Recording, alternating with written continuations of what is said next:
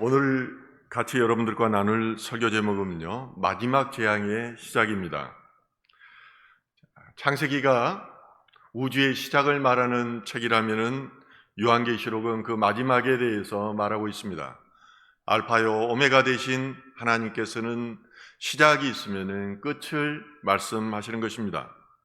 또한 신약성경이 그리스도의 초림에 대해서 말씀하신다면은 요한계시록은 다시 오실 예수님 재림에 대해서 다루고 있습니다. 요한계시록의 저자인 요한은 주님으로부터 우리의 아들이라고 그렇게 불리워졌습니다. 성격이 강하고 급했던 사람입니다. 그런데 그가 변화되어서 사랑의 사도가 되었습니다. 그래서 사랑으로 가득한 요한일서, 요한이서, 3서, 요한복음, 그리고 마지막으로 요한계시록을 쓰게 됐던 것입니다. 요한은 예수님의 십자가 달리실 때 그 곁에 있었습니다. 다 도망가고 없을 때 주님의 십자가에 달리시는 모습을 보았고, 주님께서 곁에 있는 어머니를 너의 어머니라고 이렇게 부탁하였던 것입니다. 그래서 많은 사도들은 이제 복음을 전하느라고 뿔뿔이 흩어져서 복음을 전할 때에 요한은 어머니를 모시느라고 아마 그렇게 자유스럽지가 않았던 것 같습니다. 그런 때문인지 요한은 90세까지 살아서 마지막 주님의 가신 것과 성령의 임재와 그리고 복음이 전해지는 것을 전부 보았습니다. AD 64년에 로마 황제 네로는 로마 시내에 불을 지르고 호모의 시위를 짓겠다고 하면서 그가 발광하였습니다. 그때 마침 이제 시민들이 여기에 대해서 항의를 하고 분위기가 심상치 않자 그 원인을 기독교인들에게 돌렸던 것입니다. 마침 그런데 기독교인들이 사는 그 구역에만 마침 불이 나지 않았던 것입니다. 그래서 64년도에 핍박이 나고 사도 바울을 포함해서 많은 예수님의 제자들이 죽음을 당하였습니다. 그러함에도 요한은 마지막까지 살아남아서 밤모섬에 가서 탄광을 캐면서 힘든 시기를 보내고 있었습니다. 그런 가운데에 하나님께서 환상을 보여주시고 주님께서 이 책을 쓰도록 하였던 것입니다. 네로 황제 이후에도 유대교회에 종교적인 박해가 있었고 로마 황제 도미티안의 정치적 탄압은 더욱 심해져 갔습니다. 여러분들 AD 81년부터 96년까지 15년 동안 다스렸던 도미티안의 특징이 뭔 줄 아시죠? 나를 신이라고 말한 거예요. 그전에는 황제라고 말했었는데 이때는 신이라고 말한 거예요. 그런데 기독교인만큼은 절대 이것을 용납할 수 없었습니다. 하나님을 경험했고 보았기 때문에 죽어도 그것을 용납을 못했습니다. 그래서 카타콤이라는 데 들어가서 지하 묘지에 살면서 그들은 끝까지 신앙을 지키며 살았습니다. 어떻게 하나님 이외에 우리는 인간에게 신이라고 부를 수 없다는 것입니다. 이로 인해서 이제 힘든 시기, 먹고 사는 것, 직장을 갖는 것조차도 어려운 상황 가운데에 처해지게 되었습니다. 이런 상황 가운데서 요한계시록은 말합니다. 세상의 악한 음모가 계속되며 그리고 앞으로 점점 그러한 상황들이 커질 것이라는 것입니다. 그렇지만은 결국 요한계시록에 말씀하는 것은 예수님께서 승리한다는 것입니다. 결국 사단 마귀의 세력들을 이기고 백보자 심판대에서 심판하실 것이며 하나님의 나라가 임할 것이라고 말해주고 있습니다. 그러므로 요한계시록은 소망의 책입니다. 우리에게 희망을 주고 있는 것입니다. 오늘날도 힘들게 살아가고 있는 여러분들에게 하나님 나라라는 소망을 요한계시록은 전달해 주고 있습니다. 그래서 요한계시록을 가리켜서 일부 학자들은 마태, 마가, 누가, 요한과 함께 제5복음서라고 그렇게 일컫기도 합니다. 마태복음 24장에 보면 예수님께서 마지막 시대에 대해서 예루살렘과의 멸망에 대해서 말한 구절이 있습니다. 이렇게 기록하고 있습니다. 많은 사람이 내 이름으로 와서 이르되 나는 그리스도라 하여 많은 사람들을 하리라. 난리와 난리 소문을 듣겠으나 너희는 삼가 두려워하지 말라. 이런 일이 있어야 하되 아직 끝은 아니니라.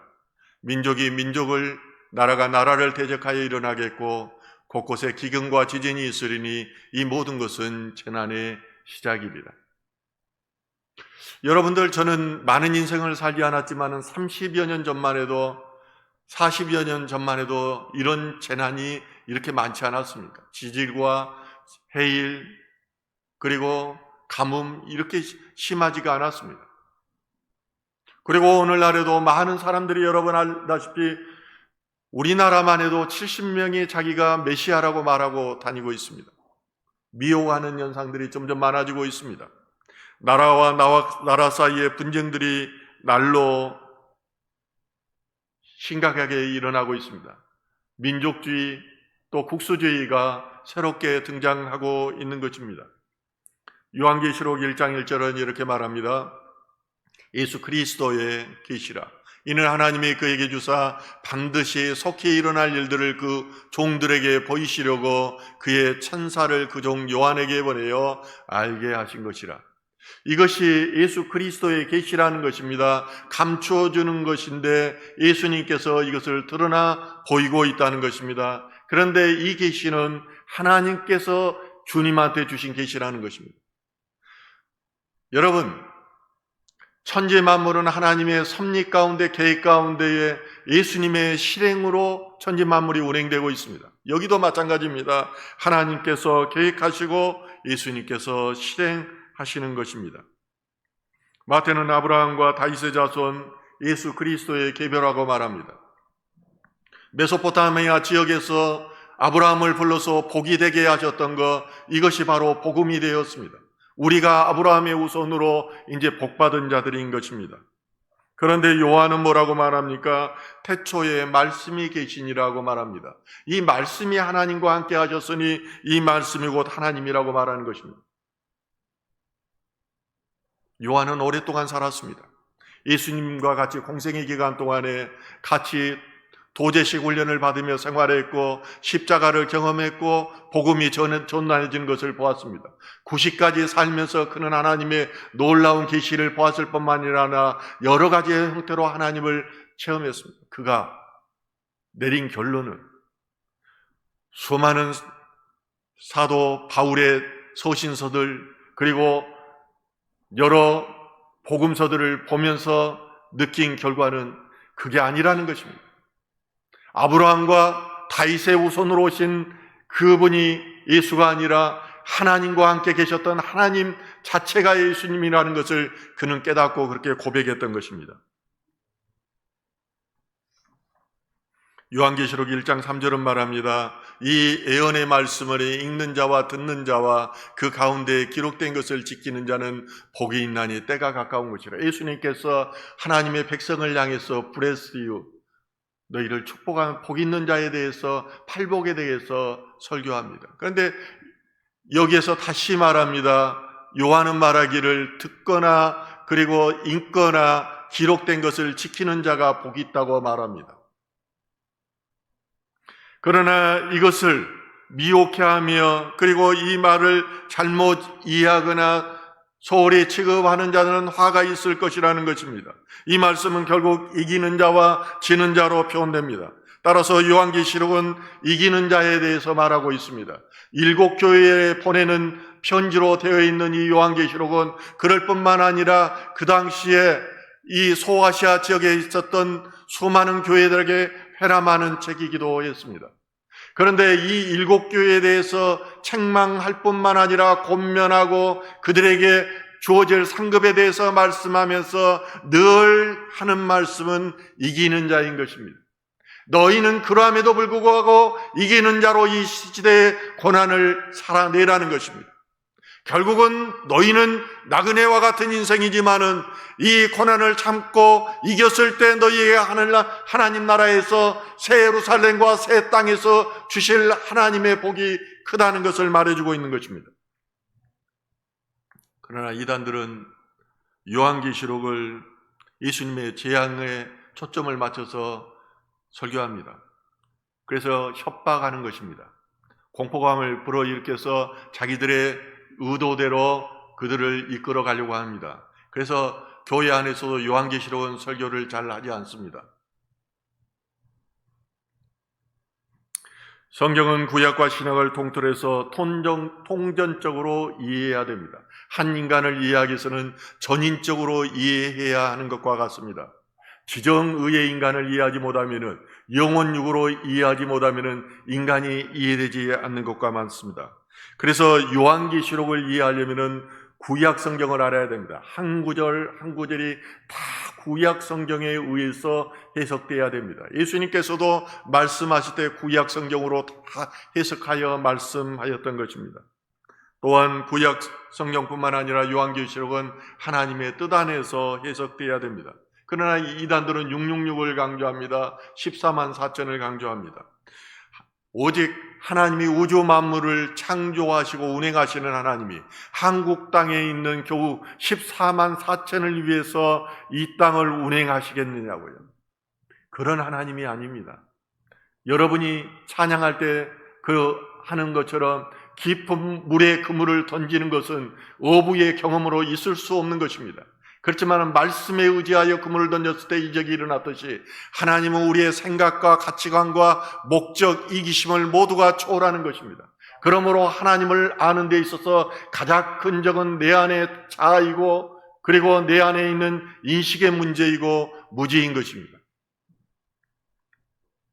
천지 만물을 지으신 하나님께서는 자기의 뜻을 두고 이 땅을 운행하고 있는 것입니다.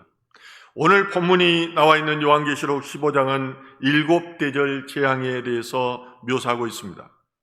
이 재앙은 예수님께서 재림하기 직전에 내리는 마지막 재앙입니다. 오늘 저는 이 말씀을 통해서 우리가 어떻게 하면은 이 재앙으로부터 하나님 나라 백성으로서 그렇게 자유로워질 수 있고 기쁨으로 이 재앙을 맞을 수 있는가에 대해서 소망을 가지시길 바랍니다. 제가 설교하는 목적이 여기에 있는 것입니다. 오늘 본문 1절은 이렇게 말합니다. 한번 같이 읽을까요? 또 하늘에 크고 이상한 다른 이적을 보매 7 천사가 7 재앙을 가졌으니 곧 마지막 재앙이라. 하나님의 진노가 이것으로 마치리로라. 이 마지막 재앙에 대한 서곡은 7 대적을 가진 7 천사가 나타나면서 하나님의 마지막 심판을 예고합니다. 요한계시록에 나타난 하나님의 심판은 첫 번째가 7인이죠. 두 번째가 7 나팔, 세 번째가 7 대접입니다. 마지막 재앙에 대해서 말하고 있는 것입니다. 그러면은 이 숫자 가지고 장난하는 사람들이 많은데요. 사람은 속일 수 있을지 몰라도 하나님은 못 속입니다. 제가 어제 교수들하고 백석대 교수들 또 뭐 장신대 총신대 교수들하고 포럼에 갔다 왔는데 그 말을 하고 싶었는데 꾹 참았어요. 사람을 속일 수 있을 때 하나님은 못 속입니다. 이 말을 꼭 해주고 싶었어요. 학문해 가지고 하나님을 속이려고 예수를 팔려고 해서는 절대 안 되는 것입니다. 성경에 나와 있는 7이라는 숫자는 완전수이며 신성한 숫자입니다. 그러므로 하나가 부족한 6이라는 숫자는 불완전수이며 부정한 숫자가 되는 것입니다. 천지의 창조의 과정이 7이었습니다. 출애굽기 40장 19절에서 32절은 야훼의 성막은 7단계로 나누어져 세워졌다고 기록합니다. 레위기 8장 33절에서 35절은 제사장의 유임식은 7일에 걸쳐 진행되었다고 언급합니다. 열왕기상 6장 38절과 8장 2절과 8장 65절은 솔로몬은 7년 동안 성전을 건축하였으며 7일 동안 야훼를 위해 7번째 달에 축제를 열었다고 기록합니다. 솔로몬이 야훼께 한 관측은 7가지였습니다. 사도 요한은 하늘에서 심판을 준비하는 그거 놀라운 광경을 보았습니다.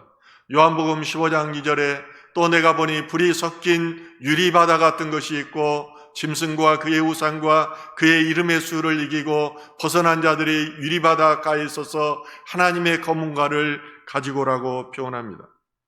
요한계시록 4장에는 유리바다가 나옵니다. 다른 표현할 것이 없어서 요한은 유리바다라고 말하는 것입니다. 얼마나 좋았으면 유리바다라고 말했겠어요. 그런데 오늘 본문 2절에는 불이 섞인 유리바다입니다. 하나님의 진노와 심판을 부른 의미합니다. 주력 없이 홍해바다는 애국 군대에게는 무서운 그러한 멸망의 바다였습니다. 이스라엘 백성들에는 그것이 신비한 광경이었고 구원의 바다였습니다. 심판을 받은 불신자들에게는 무섭고 끔찍한 바다였지만 구원을 받은 그런 성도들에게는 그 불같은 유리바다가 이제 구원이고 아름답고 환상적인 바다가 되는 것입니다. 그런데 여기 이긴 자들이 나옵니다. 오늘 본문에서는 짐승과 그의 우상과 그의 이름의 수를 이기고 벗어난 자들이라고 말합니다. 숫자가 나오죠. 육룡직이 패배한 자, 지는 자였다면 14만 4천은 이기는 자의 숫자입니다. 그런데 이기는 자들이 유리 바닷가에서 검은 고를 키는 장면이 나옵니다. 그 찬양은 모세의 노래였고 어린 양의 노래였습니다. 오 전능하신 주 하나님, 주님께서 하신 일들은 크고도 놀랍습니다. 나라들의 왕이시여 주님의 길들은 의롭고도 참되십니다. 우리가 찬양하는 것 같이 내가 만났던 하나님, 내가 경험했던 하나님을 모세의 노래로 어린 나연의 그 노래로 이렇게 찬양하고 있는 것입니다. 주님, 누가 주님을 두려워하지 않겠으며 누가 주님의 이름을 영화롭게 하지 않겠습니까? 오직 주님만이 홀로 거룩하기 때문입니다. 모든 나라가 와서 주님 앞에 경배드릴 것이기 때문입니다. 이처럼 하나님의 심판 앞에서 이기는 자들은 자신이 있습니다. 내가 하나님의 구원이고 하나님의 자녀됨을 믿기 때문에 두려워 떠는 것이 아니라 심판 앞에서 하나님을 찬양하며 그를 위해서 영광을 올리는 것입니다. 그리고 그 은혜 앞에서 감격으로 노래하는 것입니다. 은혜의 보좌 앞으로 은혜의 강가로 나가며 그 은혜를 찬양하는 것입니다. 성경은 늘 구원과 심판의 그 역설이 교차하는 책입니다. 말씀을 읽고 순종하는 이들에게는 구원이 있지만은 말씀을 듣고 순종하지 않는 이들에게는 심판이 있다고 수없이 말합니다. 그러므로 우리가 마지막 심판을 피할 수 있는 유일한 방법은 주님을 바라봐야 합니다. 주님 안에 답이 있습니다. 예수 그리스도와 십자가만이 우리에게 답인 것입니다. 주님의 은혜와 사랑 안에 우리가 있는 것, 그것이 바로 구원의 길인 것입니다. 본문 5절에서 8절까지는 네 생물 가운데 하나가 하나님의 진노가 담긴 7 금대접을 7 천사에게 주는 환상이 나옵니다. 우리 같이 한번 또 읽어볼까요? 계시로 쓰였기 때문에 어렵습니다. 잘 보면서 읽어야 됩니다. 또 2일 후에 내가 보니 하늘의 증거장막에 성전이 열리며 7 재앙을 가진 7 천사가 성전으로부터 나와 맑고 빛난 세마포 옷을 입고 가슴에 금띠를 띠고 네 생물 중에 하나가 영원토록 살아계신 하나님의 진노를 가득히 담은 금대접 7을 그 7 천사들에게 주니 드디어 이제 증거장막에 성전이 열렸습니다. 증거장막은 구약에서 하나님이 그 증곳을 말합니다. 만나는 곳이 성전입니다. 하나님과 내가 만나는 곳. 이 나라는 구약시대에는 제사장 나라였습니다. 이제 신약시대에는 하나님의 나라가 온 것입니다. 그런데 제사장을 통해서 하나님을 만나야 했습니다. 그런데 예수 그리스도가 오심으로 이 성막이 딱 찢기게 되는 것입니다. 성막이 찢겼다는 것은 우리가 직통으로 하나님과 같이 만날 수 있다는 것을 의미합니다. 지성소가 열렸다는 것은 2 가지 의미를 시작을 의미합니다. 첫째는 우리가 기도의 금대접이 당겨서 하나님 앞으로 올려단다는 것입니다. 예수 그리스도가 우리의 불완전한 그 기도를 깨끗이 씻어서 하나님 앞에 올려드립니다. 다른 2 번째는 금대접의 진노가 당겨서 이 땅에 내려온다는 것입니다. 믿지 않고 하나님의 말씀 안에 살지 않는 자들은 진노의 그 금대접을 받게 되는 것입니다. 요한은 성전으로부터 나오는 7 재앙을 가진 7 천사의 모습을 보았습니다. 이들 천사들은 맑고 빛난 세마포 옷을 입었고 가슴에 금띠를 띠고 있었습니다. 이들 7 천사들은 네 생물 중 하나에게 영원토록 살아계신 하나님의 진노가 담긴 7 대접을 받았습니다. 천사들이 금대접을 받자 성전은 하나님의 영광과 능력으로 가득 차는데 그것은 구름으로 표현됩니다. 저는 성령이 뭔지도 몰랐습니다. 평신도 때. 그런데 청년들 40-50명이 방언으로 기도를 드리는 그 현장을 발견하게 되었습니다. 그런데 그 기도의 현장에 들어가는 순간 하나님의 임재가 가득한 것을 그냥 느낌으로 알았어요. 하나님의 임재가 가득했습니다. 그런데 성경에서는 그것을 구름으로 표현합니다. 연기는 구약에서 성경에 임한 하나님의 임재와 영광을 나타냅니다. 사도 요한이 보니 이 마지막 심판이 멈출 인간이나 천사는 어디에도 없었습니다. 이 심판을 멈출 자는 아무도 없는 것입니다. 예수 그리스도 그를 믿는 것 외에는 없습니다. 오늘 본문은 일곱 첨사의 일곱 재앙의 마지막까지는 성전에 들어갈 자가 없다고 선언합니다. 그러므로 에베소서 5장 16절을 말합니다. 세월은 아끼라 때가 악하니라. 우리는 정말 풍요로운 시대를 살고 있습니다. 제가 어렸을 때는 얼마나 어려웠는지 몰라요. 호롱불 밑에서 정말 공부했습니다. 전구도 없었습니다. 먹는 것이 늘 배고팠기 때문에 이해하지 못할지 모르지만은 때로는 산에 가서 단 풀뿌리가 있어요. 소나무 꺾어가지고 그걸 빨기도 했습니다. 재미로도 했지만은 배고파서도 그랬던 것입니다. 그렇지, 그런 시대였는데 교회를 가자고 하면은 아이들이 수십 명씩 우르르 몰려갔어요. 그냥 교회 가자고 하면은 그냥 모이는 시대였어요. 그런데 오늘은 어떠합니까? 물질적으로 풍요를 얻습니다. 그런데 하나님을 잃어버렸습니다. 하나님을 잃어버려 수많은 사람들이 풍요롭고 외양으로는 잘 사는 것 같지만은 우울해합니다. 공황장애로 힘들어하는 사람들이 얼마나 많습니다. 그리고 세계에서 1위로 자살률이 높습니다. 경찰관들은 평균 자살률보다 2배가 높습니다. 그 이유는 때가 가기 때문입니다. 풍요로울수록 마음 터놓고 말할 사람이 없습니다. 사랑을 줄 사람도 없는 것입니다. 곁으로 표현하지는 않지만은 각자가 힘들어서 죽을 것만큼 힘들어서 괴로워하고 있는 이들이 넘쳐나고 있습니다. 때는 악하지만은 사람들은 참 진리를 찾지 못하고 참 목자를 찾지 못해서 헤매고 있습니다. 참 진리는 예수님밖에 없습니다. 여러분들이 참 진리인 성경 말씀을 듣고 놀라지 않는다면 그 자체가 놀라운 것입니다. 저는 책 읽기를 좋아했던 사람입니다. 그런데 성경을 읽는 순간, 예수님의 말씀을 보는 순간 이것은 사람의 지식과 지혜로 도저히 한 구절도 흉내도 낼 수 없는 그런 말씀이라는 것을 저는 알았습니다. 그 안에 생명이 있었고 진리가 있었던 것입니다. 그러므로 예수님께서는 어떤 상황 가운데서도 담대하게 진리를 선포하셨고 올무에 매려고 하는 바리새인과 서기관들을 단호하게 물리치실 수 있었던 것입니다. 이처럼 참되고 완벽하고 영생까지 준비된 분이야말로 우리의 참 목자가 되는 것입니다. 어둠이 깊을수록 새벽이 가까워집니다. 여러분의 고난이 깊을수록 고난의 끝이 가까웠다는 것입니다. 끝에서 하나님을 만나주십니다. 끝에서 완전히 자아를 내려놓고 자기를 부인하고 십자가를 지낼 때에 예수님께서는 여러분의 손을 붙들어 주시고 위로 올려주시는 것입니다. 이것이 바로 예수님께서 삶을 통해서 가르치신 지혜입니다. 예수님의 비화와 승기가 이 안에 담겨져 있는 것입니다. 그래서 하나님께서는 자신의 자녀들을 부르면은 먼저 낮추시는 훈련부터 하십니다. 낮추고 고난 가운데 임하고 영혼의 어두운 밤을 지났을 때 하나님께서 손잡아 주시고 올려주시고 영광 얻게 하는 것입니다. 우리는 때를 놓치면 기회가 오지 않습니다.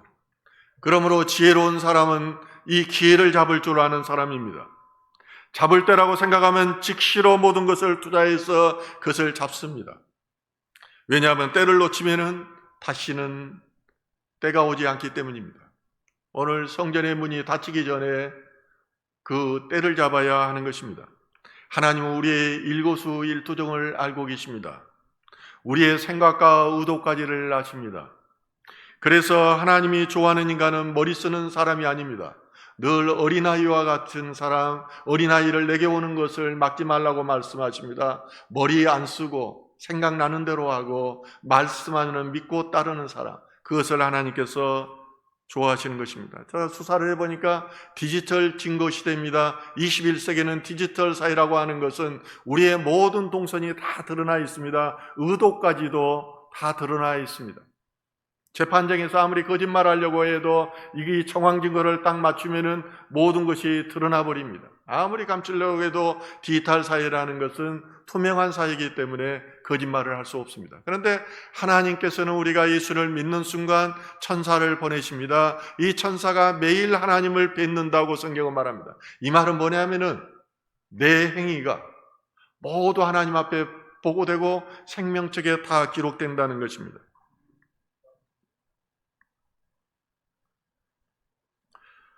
우리가 만나는 모든 재앙과 고통은 7 천사의 7 재앙입니다. 그러면 그 재앙을 이기는 방법은 무엇일까요? 하나님을 만나야 합니다. 하나님을 만나서 불을 받아야 됩니다.